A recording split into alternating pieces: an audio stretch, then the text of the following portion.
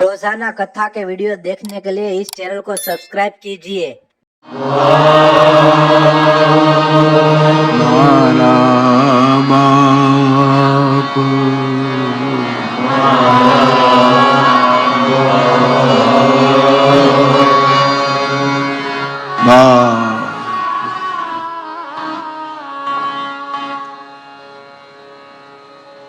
ભગવાન દ્વારકાધીશની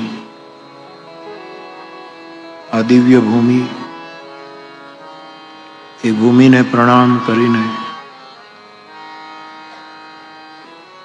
સાક્ષાત પરબ્રહ્મ પરમાત્મા અહીં વિરાજે છે એ દ્વારકાધીશ ભગવાનના ચરણોમાં પ્રણામ કરીને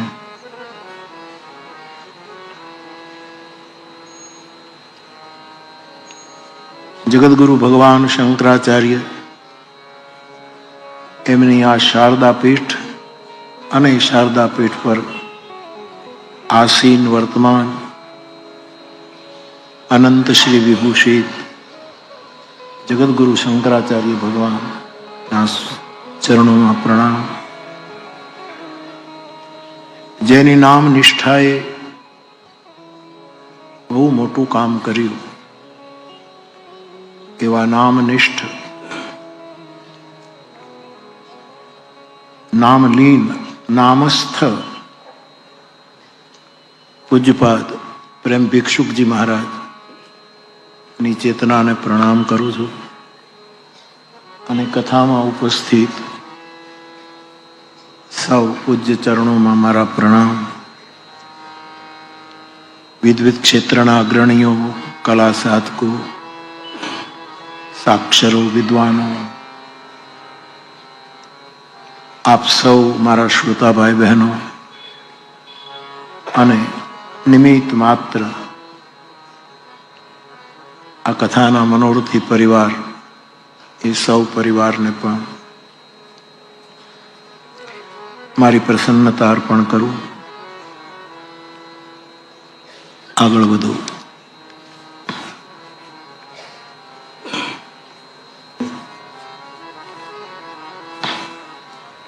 સૌથી પહેલા એક બહેન પૂછે છે કે બાપુ,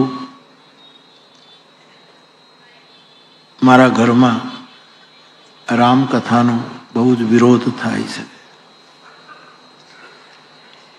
કારણ કે મારા સિવાય પરિવારના બધા સદસ્યો એમની આસ્થા કોઈ બીજે જગ્યાએ છે અને એ બધા અમારી સાથે તમે સાધના કરશો અથવા તો અમારે માર્ગે ચાલશો તો જ મોક્ષની પ્રાપ્તિ થશે, બાકી કથા સાંભળવાથી કાંઈ મળશે નહીં. એવું કરીને અમને સતત પેલું કરે છે. પણ બાપુ એક વસ્તુ સારી છે કે રામચરિત માનસ ઘરમાં રાખવા દે છે. બસ આનો ઉપકાર માનો. તમારે કાંઈ નહીં કરવું પડે, રામચરિત માનસ બધું કરી દેશે, વેઇટ કરો. પણ મૂળ વાત એ છે કે બાપુ, મને વાંચતા નથી આવડતું. હું બિલકુલ આપણે દ્વારકા વિસ્તારની જ એક બહેને આ પત્ર લખ્યો, એનો નંબર પણ છે અને લખે છે મારું નામ નહીં આપતા.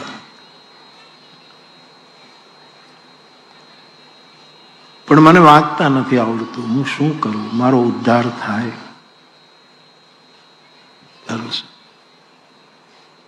મહારાષ્ટ્રમાં એક સંત થયા છે અમરાવતીમાં, ગુલાબરાવ મહારાજ. એના જીવનની એક ઘટના છે. બહુ પહોંચેલા મહાપુરુષ છે. મહારાષ્ટ્રના કોઈ ગામડામાં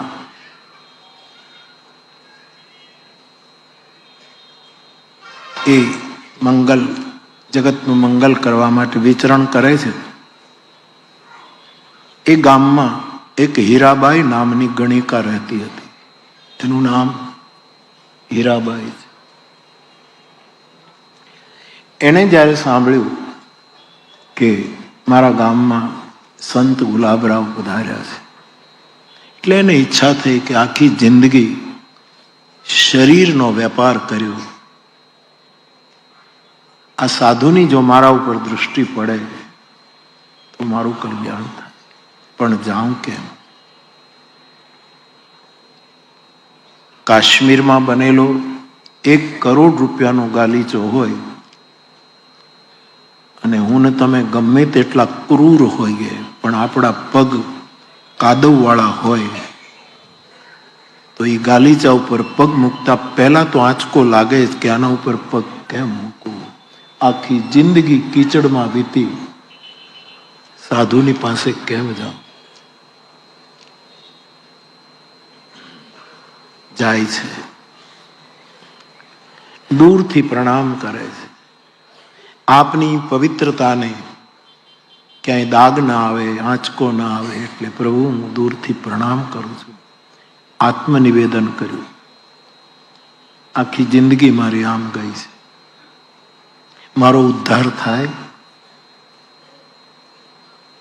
ત્યારે ગુલાબરાવ એમ કહે છે કે જ્ઞાનેશ્વરી ગીતા જ્ઞાનેશ્વર માઉલીએ જે લખી છે એ જ્ઞાનેશ્વરી ગીતા તારા ઘરમાં રાખ. અને ત્યાં પણ આ જ પ્રશ્ન આવ્યો કે મને મરાઠી સમજાતી નથી, હિન્દી પણ સમજાતી નથી, એટલે હું કેમ વાંચું? ત્યારે જ્ઞાનેશ્વર ગુલાબરાવ મહારાજે એને કહ્યું, બેટા તું એક કામ કરજે, રોજ જ્ઞાનેશ્વરી ગીતા ખોલી અને એની એક એક શ્લોક ઉપર, એના એક એક મંત્ર ઉપર આંગળી ફેરવજે અને બોલજે જ્ઞાનેશ્વર માઉલી, જ્ઞાનેશ્વર માઉલી, જ્ઞાનેશ્વર માઉલી, તારો ઉદ્ધાર થઈ જશે. અને આ મહિલા જ્ઞાનેશ્વરી લઈને નિરંતર એનો આ રીતે પાઠ કરે છે. બેટા, જેણે મને પ્રશ્ન પૂછ્યો છે એને કહું કે આ સ્ત્રીએ તો પોતાના જીવનમાં આવી રીતે જિંદગી કાઢેલી, તને તો ખાલી કથાનો વિરોધ કરે છે એટલો જ પ્રોબ્લેમ છે ને? પોતાના હોય વિરોધ કરે, વાલ પણ કરે ને વિરોધ પણ. મારી કથા સાંભળો છો તો બેયને સ્વીકારો, વાલ કરે તોય સ્વીકારો, વિરોધ કરે તોય સ્વીકારો, પરંતુ ઉપકાર માનો કે એ પરિવારજનો તમને રામાયણ તો પોતાની પાસે રાખવા દે છે. અને વાંચતા ન આવડતું હોય તો હીરાબાઈની જેમ ચોપાઈ ઉપર આંગળી ફેરવી અને કોઈ પણ મંત્ર, કોઈ પણ નામનો જપ કરો. રામ કૃષ્ણ હરિ, રામ કૃષ્ણ હરિ, રામ કૃષ્ણ હરિ. બેટા, તારો તો ઉદ્ધાર થાય, તારા પરિવારનો ઉદ્ધાર થાય. સૌ કુલ ધન્ય ઉમા સુનો, જગત પૂજ્ય સુપુની, શ્રી રઘુવીર પરાયન, જેહી નર ઉપજ બિની. બુદ્ધ કહે છે કે ઘરમાં બધા સૂઈ ગયા હોય પણ એક દીવો બળતો હોય તો ચોર ઘરમાં પ્રવેશ નહીં કરી શકે. એમ આખા કુટુંબમાં એકાદ વ્યક્તિની આવો પ્રકાશ એના હૃદયમાં પ્રગટ્યો હોય તો અનેક પ્રકારના ચોરો, એટલે કે આંતરિક ચોરો આપણામાં પ્રવેશ નહીં કરી શકે. તો જે પરિવાર વિરોધ કરતો હોય એનો વિરોધ બેટા તારે નહીં કરવાનો, નહીતર વિરોધ પ્લસ થશે, સરવાળો થશે. વિરોધ કરે એનો વિરોધ ન કરાય બેટા, એનો આભાર મનાય. અને પ્રયોગ કર હીરાબાઈની જેમ. હીરાબાઈ તો વિચાર. અને પછી સાહેબ એવું થયું કે રોજ જ્ઞાનેશ્વરીનો પાઠ કરે, જ્ઞાનેશ્વર માઉલી, જ્ઞાનેશ્વર માઉલી, જ્ઞાનેશ્વર માઉલી. છેલ્લે એમની અંતિમ, હું એમનું ચરિત્ર વાંચતો હતો, એમની અંતિમ અવસ્થા આવી છે અને સતત એ એમાં લીન છે.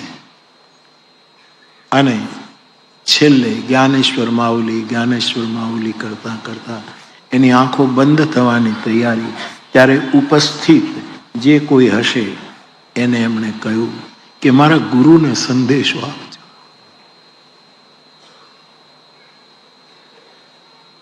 કે તમે જેને આ બોધ કર્યો એ હીરાબાઈ હવે જગતમાંથી વિદાય લે છે. વાત પૂરી થઈ. બધા રડ્યા. જ્ઞાનેશ્વરી માવલીનું નામ લેતા લેતા એમણે શરીર છોડ્યું, પ્રાણ છોડ્યા. આ વાતને લઈ અને 2-3 જણા સંત ગુલાબરાવ મહારાજની પાસે ગયા અને કહ્યું કે પેલી હીરાબાઈ આપનું સ્મરણ કરતા કરતા, આપે બતાવેલા માર્ગનું અનુસરણ કરતા કરતા એમણે પ્રાણ ત્યાગ કર્યો. એ વખતે આ ચરિત્રમાં એમ લખ્યું છે કે ગુલાબરાવ બહુ રડ્યા, બહુ રડ્યા. આ શક્તિ છે શાસ્ત્રોની, આ શક્તિ છે હરિ નામની.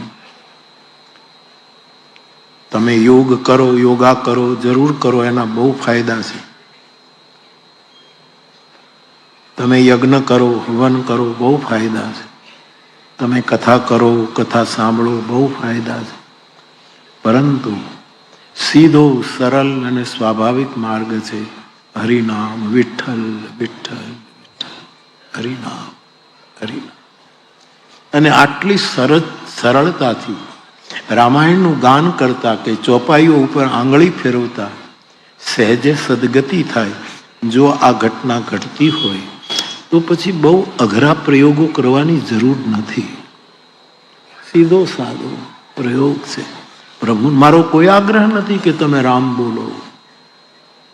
તમે નહીં બોલો તો જશો ત્યારે બીજાને બોલવું પડશે કે રામ બોલો, રામ બોલો, રામ બોલો. બીજા બોલે એના પહેલા આપણે શરૂ કેમ ન કરીએ? એવી રામકથા માનસ કૃષ્ણાવતારના રૂપમાં. આ તો આપનો પ્રશ્ન હતો એટલે મેં પહેલા લીધો. દ્વારકાધીશના આંગણામાં માનસ કૃષ્ણાવતારના રૂપમાં જ્યારે આપણે એનો સંવાદ કરી રહ્યા છીએ ત્યારે ગીતાના એક શ્લોકથી કૃષ્ણ દર્શન કરીએ. આપણો ઠાકુર કેવો છે? જેણે જગત માટે અવતાર લીધો એ કૃષ્ણ અવતાર વિગ્રહધારી દ્વારકાધીશ કેવા છે એનું વર્ણન ભગવદ્ ગીતામાં છે. એના દ્વારા કૃષ્ણને ઓળખવાનો પ્રયત્ન કરીએ, એની નજીક જવાનો પ્રયત્ન કરીએ, અથવા તો આપણા ભાવથી એને નજીક બોલાવવાનો પ્રયત્ન કરીએ. આમ તો આખી ગીતા, અમારા રામાયણ તો અમારી પેઢીઓમાં, ખાનદાનીમાં રામચરિતમાનસ તો રહ્યું, પણ વિષ્ણુદેવાનંદ ગિરી, કૈલાસ પીઠાધીશ્વર, એમની કૃપાથી ભગવદ્ ગીતા પણ અમારે ત્યાં રહી. અને ભગવદ્ ગીતા તો ભગવદ્ ગીતા છે, એનું શું કહું. પરંતુ એમના સૌને ગમતી અમુક અમુક વાત હોય, જેમ બધું જ થાળ ભર્યો હોય પણ એમાંથી આપણને આપણી રુચિ પ્રમાણે આપણે એમાંનો એક મંત્ર 10મા અધ્યાયનો મંત્ર છે, વિભૂતિ યોગનો મંત્ર, જે વિશેષ પ્રિય છે. અને વિશેષ પ્રિયનું કારણ છોકરાઓ, જ્યારે વિરાગ મુનિજી મને પત્ર લખે, વિનુભાઈની સાથે પત્ર મોકલે, પોતે ન આવી શકે, બંધ પત્ર મોકલે, ત્યારે હંમેશા આરંભમાં આ મંત્ર લખતા. એનો સ્વભાવ. એટલે એ મંત્ર દ્વારા કૃષ્ણ અવતારનો આપણે પરિચય કરીએ કે કેવો છે આ કૃષ્ણ, કોણ છે આ, કોણ છે. એ મંત્ર હું લખીને લાવ્યો છું. આપણે બધા એ મંત્રનું ઉચ્ચારણ કરીએ અને પછી એના આધારે થોડા આગળ વધીએ. પરમ બ્રહ્મ, બહુ નાના નાના અને છતાંય સૂક્ષ્મતમ શબ્દ બ્રહ્મ છે. બરાબર સાંભળીને આપણે બધા જ એનું ઉચ્ચારણ કરીએ. પરમ બ્રહ્મ. બધા જ બોલજો, ગામડાથી આવ્યા હોય બધા જ ભાઈઓ બહેનો, તમે બધા જ બોલી શકશો. એટલે બધાને પ્રાર્થના કે બધા જ બોલે પરમ બ્રહ્મ. પરમ બ્રહ્મ. પરમ ધામ. પરમ ધામ. પરમ ધામ. પવિત્રમ. પવિત્રમ. પવિત્રમ. પરમં ભવાન. પરમં ભવાન. પુરુષમ. પુરુષમ. શાશ્વતમ. શાશ્વતમ. દિવ્યમ. આદિદેવમ. અજમ. અજમ. વિભુમ. વિભુમ. વિભુમ. આહસ્ત્વામ ઋષય સર્વે દેવર્ષિ નારદસ્તથા અસીતો દેવલો વ્યાસઃ સ્વયં ચૈવ બ્રવીષિ મે. બ્રવીષિ મે. બહુ જ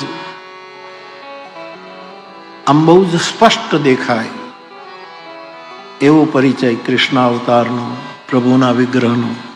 અહીં અર્જુન ભગવાનને કહે છે કે મહારાજ આપ પરમ બ્રહ્મ છો. બ્રહ્મના 3-4 વિભાગ કરી શકાય, એ અખંડ છે પણ સમજવા માટે. એક નિર્ગુણ નિરાકાર, બીજું સગુણ નિરાકાર, ત્રીજું સગુણ સાકાર. આ મંત્રમાં બ્રહ્મના આ 3 સ્વરૂપોનું નિરૂપણ થયું છે એવું સ્વામી રામ સુખદાસજી કહે છે. મારી પાસેથી જ્યાંથી વિગત આવી હશે એનું હું સ્મરણ કરીને, નહીતર માણસ માની મોરારી બાપુ આવું સંશોધન, મોરારી બાપુ નથી, આ સ્વામી રામ સુખદાસજીનું સંશોધન છે. એમણે નિર્ગુણ નિરાકાર, સગુણ નિરાકાર અને સગુણ સાકાર આમ 3 વાત લખી છે. અને એ પોતાની રીતે કહે છે કે પરમ બ્રહ્મ એ નિર્ગુણ નિરાકારના રૂપ તરફ સંકેત છે. નિર્ગુણ અને નિરાકાર, એનો કોઈ આકાર તો નથી, પરંતુ એ ગુણાતીત પણ છે, એનામાં કોઈ ગુણ નથી. ઈશ્વરને આપણે જ્યારે સર્વગુણ સંપન્ન કહીએ છીએ, પરંતુ નિર્ગુણ બ્રહ્મમાં કોઈ ગુણ નથી. એટલે તો નારદજી પાર્વતીને કહે છે, હું જેના માટે તને સંકેત કરું છું સમજી જાજે દીકરી, એ અગુણ છે, એ અગુણ છે, એ નિર્ગુણ છે, એ નિર્ગુણ. તો એ નિરાકાર નિર્ગુણ બ્રહ્મ તરફ પરમ બ્રહ્મ. બીજો શબ્દ પરમ ધામ, એ સગુણ નિરાકારનું પ્રતીક એવું સ્વામી રામ સુખદાસજી કહે. અમને એમનું ગીતા ભાષ્ય આજે બહુ જ મોટા પ્રમાણમાં સ્વીકાર્ય બન્યું છે. બહુ સરળતાથી એમણે સાધક સંજીવની ભગવદ્ ગીતાની ટીકા તૈયાર કરી. એ કહેવું જોઈએ. મારો અનુભવ છે કે ઋષિકેશના વેદાંતવાદી સંન્યાસીઓ પણ રામસુખદાસજીના આ ગીતા ભાષ્યને સ્વીકારે છે. નહીતર અમુક લોકો સત્ય પોતે જાણ્યું હોય એના કરતાં ઘણું આગળ હોય બીજાનું, પણ સ્વીકારી નથી શકાતું. આ મોટામાં મોટી કરુણા છે. મારે આપને વિનંતી કરવી કે આપણે સત્ય ઉચ્ચારી ન શકતા હોય તો કંઈ નહીં, પણ બીજાનું સત્ય સ્વીકારવાની જો હિંમત આવે ને તોય ઘણું કામ થાય છે. આપણે સ્વીકારી જ નથી શકતા, નથી સ્વીકારી. એક વખત હું અસ્મિતા પર્વમાં મારી પ્રસન્નતા વ્યક્ત કરતો હતો. એમાં હું બોલ્યો કે સાયકલની ચોરી થાય, સ્કૂટરની ચોરી થાય, મૂક્યું હોય ને કોઈ લગાડી નીકળી જાય, લઈ જાય. આ માણસને કિડનેપ કરેલી છે લોકો, એની ચોરી થાય. આખી નાખી બસની પણ ચોરી થાય, ટ્રેક્ટર લઈ જાય, છકડા લઈ જાય, બધું લઈ જાય. આ બધાની ચોરી થાય. અરે બળદની પણ લોકો ચોરી કરી જાય, ભેંસની ચોરી કરી જાય. જાતિ બંધુ જાતિનું કામ કરે, ચોરી જાય. પરંતુ મેં એવું કહ્યું કે ટ્રેનની હજી સુધી ચોરી નથી થઈ કે આખી આખી ટ્રેનને કોઈ ચોરી ગઈ કે ભાઈ આખી ટ્રેનને કોઈ પણ. એનું કારણ એક જ કે ટ્રેન ટ્રેક પર રહે છે. એ ભલે ખાલી પડી હોય, ચાલે નહીં તો ચિંતા નહીં, પણ જે ટ્રેક પર રહેશે ને એની કોઈ ચોરી નહીં કરી શકે. મારે આટલું જ કહેવું હતું. પરંતુ એમાં એક વિદ્વાન બેઠા હતા, એને તત્ક્ષણ બોલ્યા છે. હરીશભાઈ તો ત્યાંની સેવામાં રત હોય, આ ઘણા વર્ષો પહેલવાનું યાદ છે. અને એ બહુ વિદ્વાન, આપણા માટે તો બહુ જ આદરણીય, એમના પાસેથી ઘણું શીખવાનું મળે. પણ એણે મારી વાત કાપતા તુરંત કહ્યું કે નહીં, એક વખત ટ્રેનની પણ ચોરી થઈ છે. કારણ કે મારી જે આ સાચી વાત હતી એ સત્યની વાતો કરનારા એ મહાપુરુષ સ્વીકારી શક્યા નહીં. અને મેં તરત સ્વીકારી લીધું કે બતાવો ને કઈ ટ્રેનની ચોરી થઈ. મેં માઇક જ આપી દીધું. એ ન સ્વીકારે તો આપણે સ્વીકારી. અધ્યાત્મમાં તકરાર ન હોય, કદાચ ધર્મમાં સંઘર્ષ હોઈ શકે, અધ્યાત્મમાં ન. અને વિનોબાજી તો બહુ સરસ કહે કે બે ધર્મોની વચ્ચે આ દુનિયાના ઇતિહાસમાં કોઈ દિવસ લડાઈ નથી થઈ. જ્યારે ધર્મને નામે લડાઈ થઈ છે ત્યારે બે અધર્મોની વચ્ચે જ થઈ છે. લડાઈ કરે ત્યારે ધર્મ ધર્મ નથી રહેતો, અધર્મનો સ્વરૂપ ધારણ કરે. આવો મારો અનુભવ. પછી તો આપણે જ્યાં ઉતાર્યા હતા ત્યાં એને મળવા ગયું કે ઓલી ચોરી ટ્રેનની થઈ, વિગતથી સમજાવો તો સમજાવી ન શકે. સત્યને સ્વીકાર. મારા શ્રાવકો, મારા પ્રેમ યજ્ઞના સમિધો, મારા ફ્લાવર્સ, આપણે બોલીએ તો અદ્ભુત. જો આ રામાયણમાં આ ચોપાઈ જે આપણે લીધી છે એમાં શું આવ્યું છે? ચાલ ભાઈ,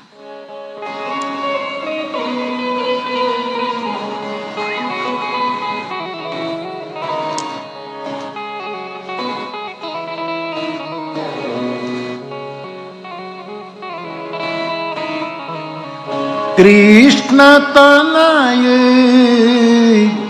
કોઈ પતિતુરા. શિવજીનું વાક્ય છે. રતિને કહે છે કે કૃષ્ણનો પુત્ર તને ત્રેતાયુગમાં પતિ તરીકે પ્રાપ્ત થશે. પછી શું લખ્યું છે? કૃષ્ણ તનયે કોઈ પતિતુરા બચનું અન્યથા ઓઈ નમો. યદુવંશમાં કૃષ્ણાવતાર થશે, ધરતીનો મહાભાર ઉતરશે અને દ્વાપરમાં કૃષ્ણનો પુત્ર તને તારા પતિ તરીકે મળશે. પણ મહત્વનું વાક્ય છેલ્લું, મારું વચન કોઈ દિવસ મિથ્યા નહીં થાય. વચન કોનું મિથ્યા ન થાય? કોનું ન થાય? 5 જેની વાણીમાં તાકાત હશે એનું વચન કોઈ દિવસ મિથ્યા ન થાય. વચનનું અન્યથા હોય ન. સીધી છે, કરવું કઠિન છે, પણ વાત બહુ સીધી છે અને સરળ. અતિ સરળ વાત ક્યારેક ક્યારેક અતિ કઠિન પડે છે, નથી સમજાય. મારી તમારી વાણી પણ અન્યથા ન થાય સાહેબ. મેં ફરી વખત પતંજલિને યાદ કરું, ક્રિયાફલાશ્રયત્વમ સત્ય પ્રતિષ્ઠાયામ ક્રિયાફલાશ્રયત્વમ ફલ અનુગામી મહીપમની અભિલાષ તુમાર. પણ મારા શ્રોતાભાઈ બહેનો, વાણી એની કોઈ દી ફગે નહીં, અથવા તો એ ચરિતાર્થ થાય જ અને થાય જ. 5 જેની વાણીમાં હોય તે એક તો બહુ સરસ સામાન્ય સૂત્ર છે કે જેના વાણીમાંથી કોઈ દિવસ અસત્ય ઉચ્ચારણ થયું જ ન હોય એનું વચન કોઈ દી અન્યથા ન. પછી એ વાણી પ્રિય હોવી જોઈએ એ બધું, પણ એ અત્યારે જોડતો નથી. હેમંત ચૌહાણ ગાય છે, પદ્મશ્રી હેમંતભાઈ, ઉડેલા સત મોલો વરના મત બોલો. સીધું સાદું સૂત્ર. નાનૃતમ શાસ્ત્ર કહે છે, નાનૃતમ અસત અનૃત નાનૃતમ. સાહસ, અનૃત, ચપલતા, માયા, ભય, અવિવેક, અશૌચ, આ બધા દુર્ગુણ બતાવ્યા છે.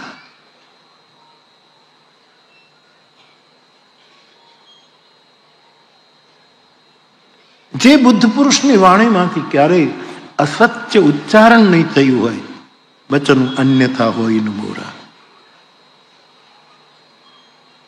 બીજું, જેની વાણી સહજ હોય, ગોઠવણી ન હોય. કારણ મને બહુ નવાઈ લાગે જ્યારે ઘણા અમારા શાયરોની બધા અથવા તો પ્રવચન, આખું પ્રવચન લખીને જ લાવે, પછી એમ કહે છે કે હા, મને એમ થાય છે કે મને અત્યારે સ્મરણમાં, પણ તું 3 દિવસથી ગોઠવીને આવ્યો છો. તું કેટલી વખત તો ફકરા કાઢી નાખ્યા છે, બીજા ઉમેર્યા છે, વળી એમ તો કોણ કોણ સાંભળનારા છે એના ઉપર વટપડ. એનું વચન અન્યથા થાય, પણ જે સહજ ગંગાની ધારા જેમ વાણી નીકળે. મુશ્કેલી છે મારા ને તમારા જેવા. એટલે કબીર સાહેબ સહજ સ્થિતિ નહીં, ખૂબ સન્માન આપે. સહજ સાધો સહજ સમાધિ ચલી. શંકર સહજ સ્વરૂપ સંભારા. સ્વરૂપની સહજ સ્મૃતિ થતા જ સમાધિ લાભ. લાગી સમાધિ અખંડ અપાર.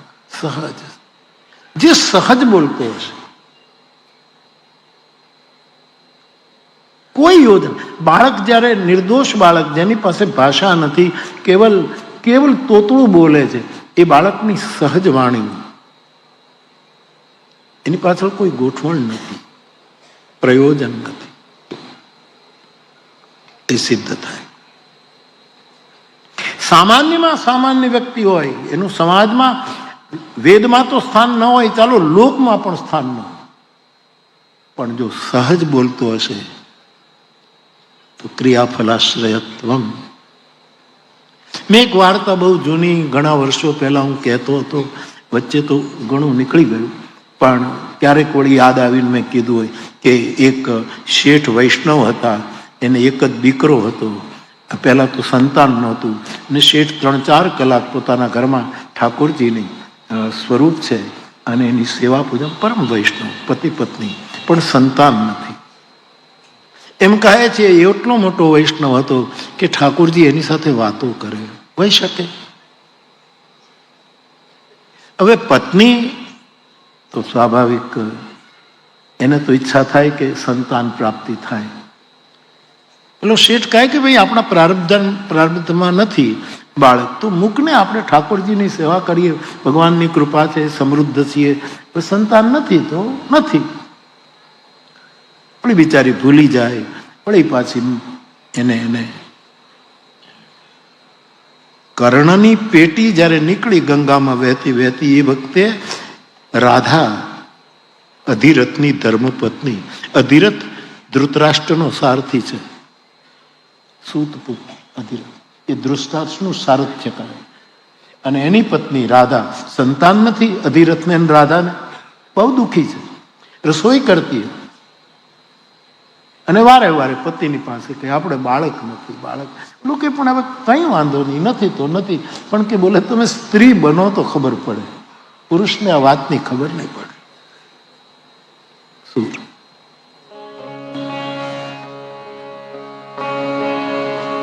પગલીનો પાડનાર દેજો રે રન્ના દે વાંજિયા મેણા રે માડી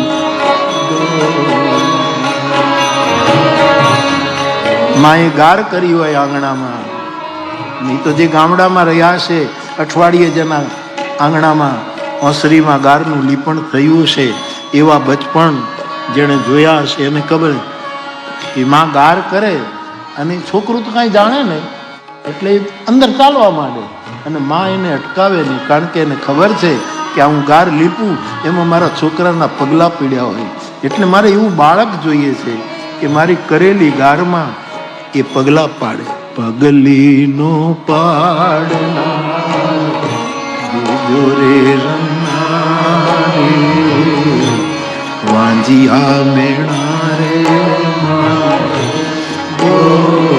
કાલે એક ભાઈ મને મળવા આવ્યા અને મને બતાવ્યું કે દ્વારકામાં જ કીધું કે અહીંયા રાંદલબાનું મોટું બહુ કંઈક મોટો ઉત્સવ થવાનો છે. આટલા એવું કોક મને કાલે કહેતા. સારી વાત છે. ધોયો ને ધફોયો મારો માં બિચારી ધોઈને સારો સાડલો પહેરીને બેઠી હોય પણ એના ખોળામાં કૂદે એટલે છોકરો એ સાડલાને આમ કરચલી વાળી નાખે એને એનું બધું ધોયેલો સાડલો તો પણ માં હંમેશા ઈચ્છે કે મારા ખોળાનો ખૂંદ ના દેજો રે રન્ના દે વાંજિયા મેણા રે મારી. મારો પણ અનુભવ છે સાહેબ આપનો. ગામડામાં જે આપણે ગામડામાં રહેનારા બધાને ખબર છે કે માં રોટલા ઘડતી હોય એ તો આખો રોટલો ઘડે પછી આપણને ખવડાવે, પણ એ વખતે આપણે બેઠા હોઈએ ચૂલાની બાજુમાં તો એ છોકરું ચાનકી માંગે, એક નાની એવી ચાનકી બનાવી દો ને, એ પછી માં છે એ નાનું એવું રોટલાની એક નાની એવી ચાનકી કરે એટલે અહીંયા સ્તુતિ કરે છે ચાનકીનો માંગનાર દેજો રન્ના દે અને માં એને આપે. રાધાને પીડા છે, અધિરથને કહે છે તમે સ્ત્રી બનો તો ખબર પડે, પણ હવે ભાગ્યમાં નથી તો શું. રોજની આ વાત ચાલે છે. એક દિવસ અધિરથ આવે છે, રાધા રાધા હા હું તારા માટે એક રમકડું લાવ્યો છું. રમકડું? રમવા વાળું તો કોઈ ઘરમાં નથી, રમકડું શું કામ લાવ્યા? આ મને અંદરથી સળગાવવી છે. રમકડું શું કામ લાવ્યું? કોઈ છે તો નહીં. અરે પણ તું જોતો ખરી આ જીવતું રમકડું છે. રમકડું જીવતું હોય નહીં, જીવતું હોય એને રમકડું કહેવાય નહીં.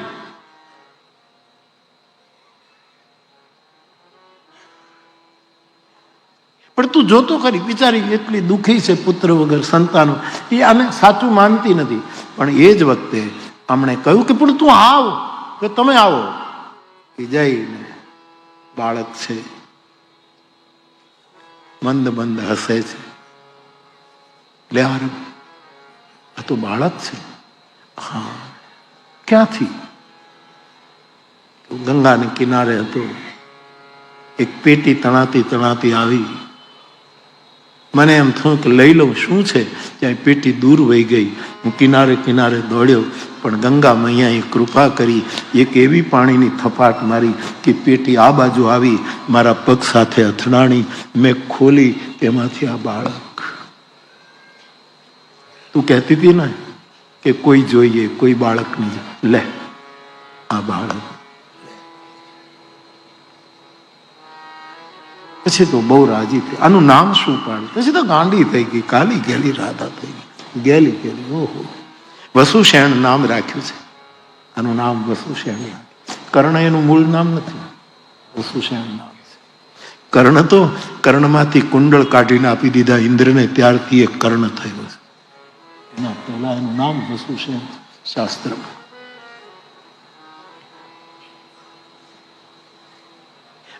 આ તો સ્મરણમાં આવ્યું એટલે સ્મરણમાં આવ્યું.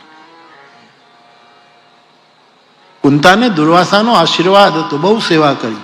અને દુર્વાસાએ કહ્યું કે હું તને 5 મંત્ર આપું છું, એ મંત્રમાંથી જે દેવનો તું મંત્ર બોલીશ એ દેવ તારી પાસે હાજર થશે. કુંતી ભોજની દીકરી જગદંબા જેવી માં કુંતા. અને એક દિવસ એણે સૂર્યના મંત્રનો પ્રયોગ કર્યો અને સૂર્ય હાજર થયા. અને પછી કર્ણની સાથે જ્યારે કુંતાના સંવાદો છે એમાં આ બધું રહસ્ય ઉદ્ઘાટન થાય છે. ત્યારે કહે છે કે દીકરા, આખરે સ્ત્રી અને સ્ત્રીને શું થાય એ તને ન ખબર પડે એમ કરીને પછી બેટા તારો જન્મ થયો. પણ લોક મર્યાદા, સમાજની સ્થિતિ એ મને બોલવા દે એમ નહોતી. અને તેથી મેં એક પેટીમાં એને મૂકી અને આને જ્યારે મનાવવા જાય છે ત્યારે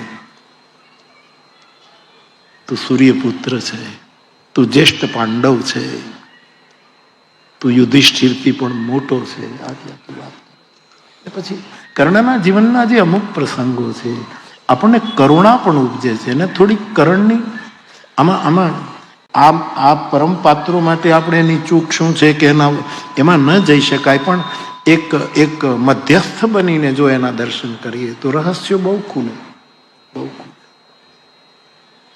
કર્ણના જીવનની પહેલી વિડંબના એ છે કે એનો સ્વીકાર ન થયો. એ તો ધન્ય છે રાધા અને અધિરથ. અને આ માણસે આ સંબંધ જિંદગી, 2 સંબંધો જિંદગી પર કર્ણએ પાળ્યા, એક મિત્રનો અને એક મા બાપનો. કુંતાએ ઓછા પ્રલોભનો નથી આપ્યા. રાજ્યનો તું મોભી બનીશ, તું જ્યેષ્ઠ પાંડવ છે.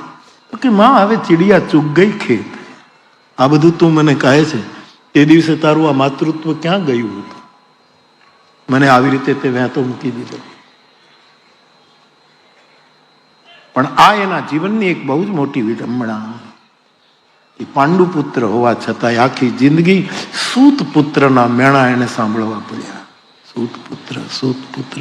અને સૂતનો રથ હાંકનાર હોય એ વખતે સૂત જે રથ હાંકે એ સૂત આદિને થોડાક કહેવાતા ઊંચા લોકો નાના ગણતા હતા. પણ કૃષ્ણ એ ભ્રાંતિ તોડી નાખી કે સારથ્ય કરે એ સૂત જ હોય તો લાવો હું અર્જુનનું સારથ્ય કરું. આમ કરીને સૂતને સર્વોચ્ચ કરી દીધો. કૃષ્ણ આટલા માટે આવ્યો હતો, આ અવતાર આટલા માટે થયો કે જગતની ભ્રાંતિઓ તૂટે. કયા કયા ધર્મનું એને સ્થાપન કરવું હતું? આવા અનેક ધર્મોનું સ્થાપન કૃષ્ણ અવતારમાં, ધર્મ સંસ્થાપના થાય. આવા અનેક વિસરી ગયેલા ધર્મને નામે તત્વત અધર્મ હતા એને મૂળ રૂપ આપવું હતું. એટલા માટે કૃષ્ણનો અવતાર છે. આ તો પ્રવાહમાં પ્રવાહ. થોડું કહું કર્ણ માટે, તમારી પાસે સમય છે ને? નહીતર હું જલ્દી, સમય છે ને ચિમનભાઈ? હા, કર્ણના જીવનની વિડંબના જે મને દેખાય છે મહાભારતના દર્શન કરવા. એક તો એ કાયમ છે. અને પછી એને ગૌરવ લીધું છે કે હું મને સૂત પુત્ર રહેવામાં આનંદ છે. મારો બાપ અધિરથ છે, મારી માં રાધા છે. અને રાધાનો પુત્ર હોવાને લીધે પછી એને રાધેય કહેવામાં આવ્યું. જેમ ગંગાનો દીકરો હોવાને લીધે ભીષ્મને ગાંગેય કહેવામાં આવ્યું. રાધે મૂળ વસ્તુ છે. અને બાળકને અધિરથને રાધા જોવે છે. અરે અધિરથને કહે, તમે જુઓ તો ખરા આ છોકરાના કાનમાં જન્મતાની સાથે કુંડળ ક્યાંથી છે? આ કોઈ વિશેષ બાળક, આ કુંડળ ક્યાંથી આવ્યું?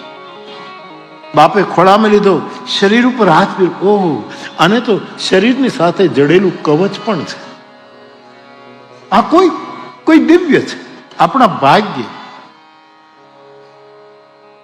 આપણા સદભાગ્ય.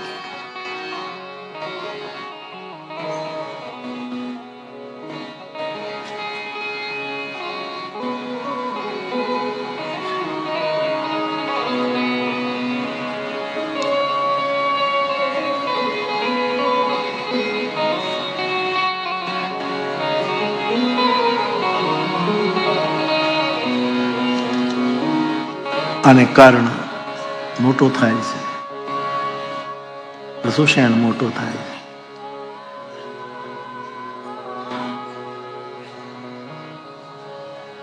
પરશુરામ ભગવાન પાસેથી વિદ્યા પ્રાપ્ત કરી છે.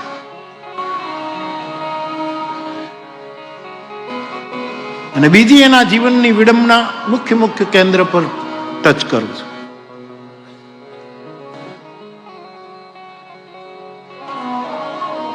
પાંડવ કૌરવો દ્રોણાચાર્યની પાસે અનેક પ્રકારની અદ્ભુત વિદ્યા પ્રાપ્ત કરીને તૈયાર થયા અને ધૃતરાષ્ટ્રએ ઈચ્છા વ્યક્ત કરી કે જે શસ્ત્ર વિદ્યા શીખ્યા છે એનો એક સમારંભ થાય. મહાભારતની સિરિયલમાં આ પ્રસંગ બહુ સારી રીતે મૂક્યો છે, બહુ સારી રીતે.